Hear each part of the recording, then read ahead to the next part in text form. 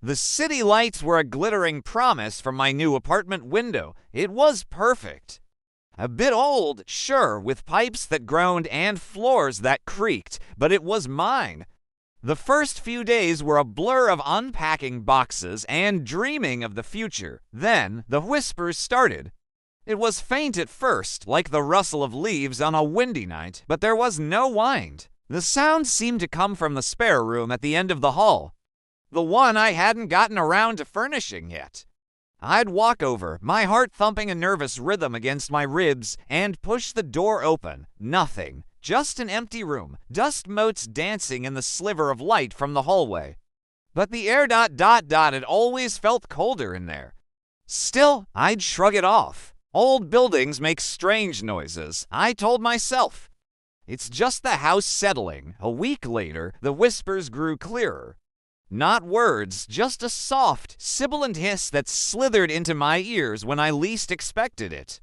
While I was cooking, I'd hear it from down the hall.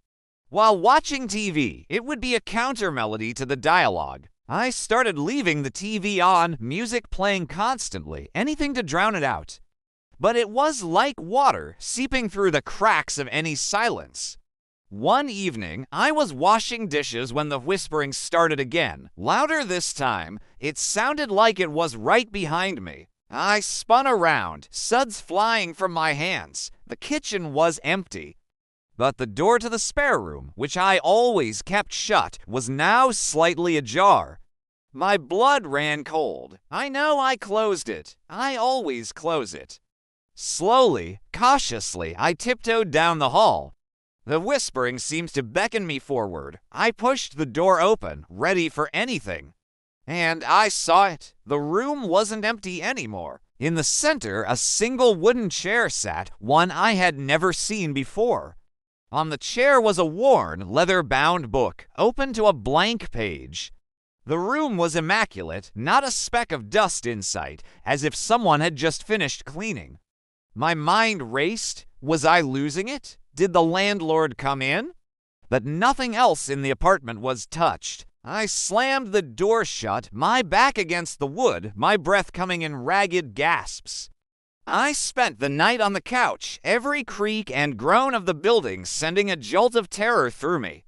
The next morning, fueled by a sleepless night and a desperate need for answers, I forced myself to open the door again. The room was empty, completely empty. The chair, the book, they were gone. The dust motes were back, dancing in the morning light as if nothing had happened. That night, the whispers were replaced by a new sound.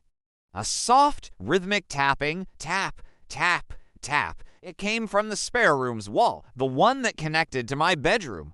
I lay in bed, frozen, listening. Tap, tap, tap. It was like Morse code, a message I couldn't decipher. It went on for hours. I tried to ignore it, burying my head under the pillow, but the sound vibrated through the mattress, through my very bones.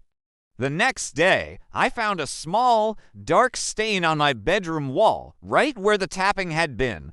It was damp, almost oily to the touch, and it smelled faintly of damp earth and decay. I scrubbed it, bleached it, but the stain remained, a dark blemish mocking my sanity. Last night was the worst.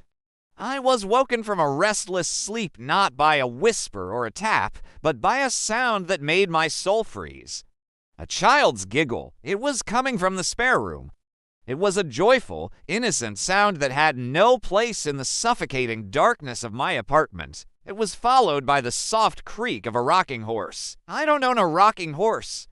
Gathering every ounce of courage I had, I grabbed the heaviest thing I could find, a cast iron pan, and crept towards the door.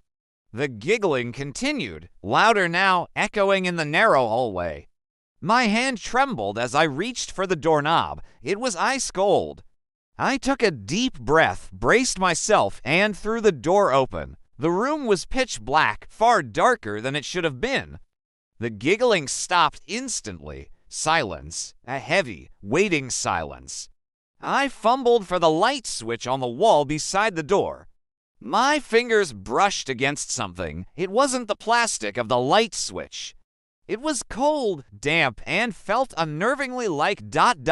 skin. Then, from the darkness in front of me, to small, bright points of light blinked open, and a whisper, clear as day, snaked through the air right next to my ear. Found you.